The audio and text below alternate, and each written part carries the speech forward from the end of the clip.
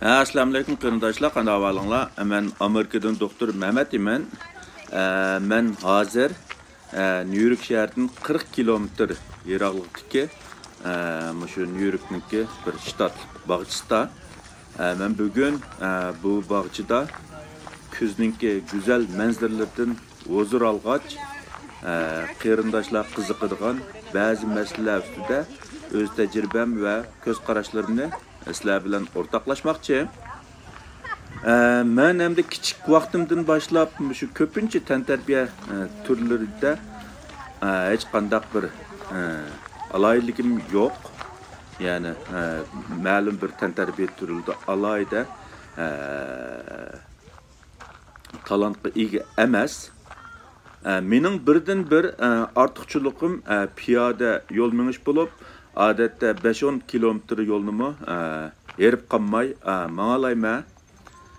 Ammo bugungi dunyoda hamma odam ko'pincha vaqtini, ya'ni xizmatdan, oila turmushdan boshqa ko'pincha vaqtini telefon yoki kompyuter oldida o'tkazadigan bo'lg'achqa, men boshqalarga o'xshash, ya'ni ko'pincha kishilarga o'xshash yo'l yurishga va yoki boshqa tantarbiya turlari bilan shug'ullanib badan chiniqtirishga vaqtim yo'q deb o'zim sabab topadiganlarningki birisi. Ishonamanki ko'pinchimizning uyda yugurish mashinasi, velosiped degandek har xil chiniqish asboblari bor.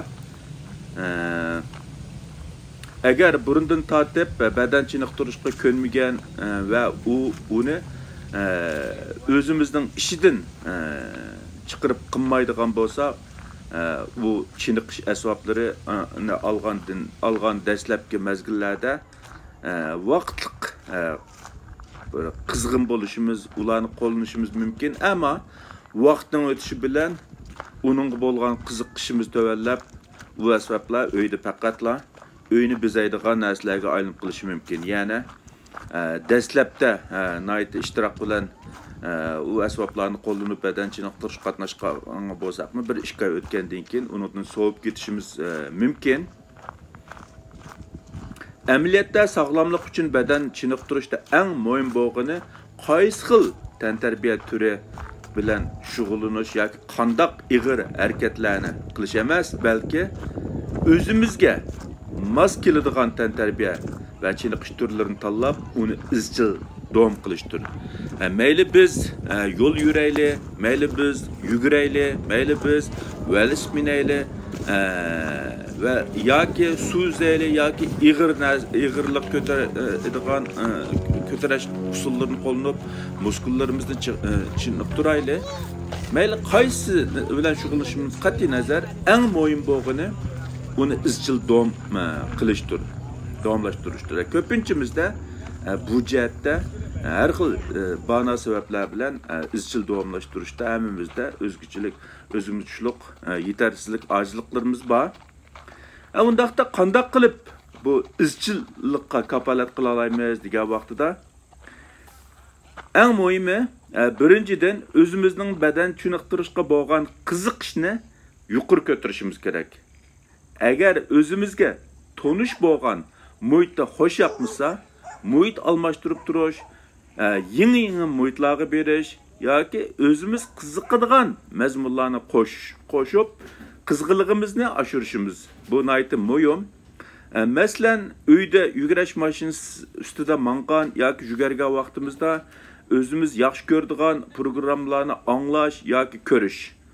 Bu orqali o'zimizningki qizg'inligini yuqori ko'tarish. Ikkinchidan, badan chiniqtirishni xo'sh yaxshi qiladigan bir narsa qatorida ko'rmay, balki uni o'zimizning sog'lomligimiz va kelgusi umrimiz uchun silingan bir dasmi qatorida ko'rish. Ya'ni sog'lomlikni hayotdagi eng cho'ng boylik deb bilish va u boylikqa erishish uchun qanchalik dasmi sasak arzido deb qarash. Bu orqali o'zimizningki badan chiniqtirishga bo'lgan qizg'inligimizni yuqori ko'tara olishimiz mumkin.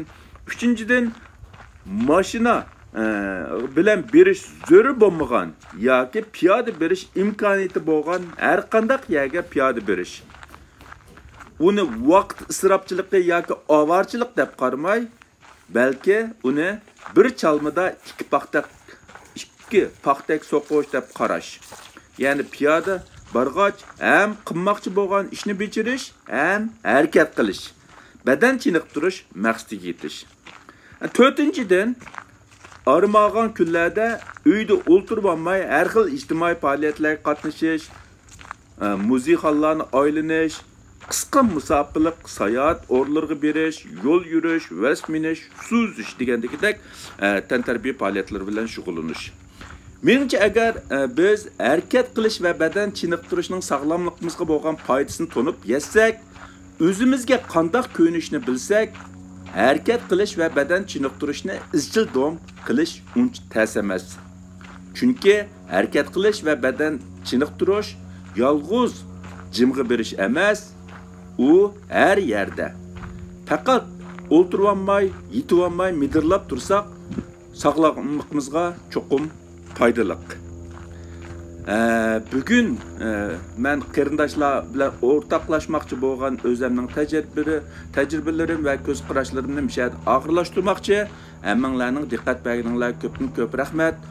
Allah hammamizning tenini uzun, tenini salomat, ömrünü uzun qilsin.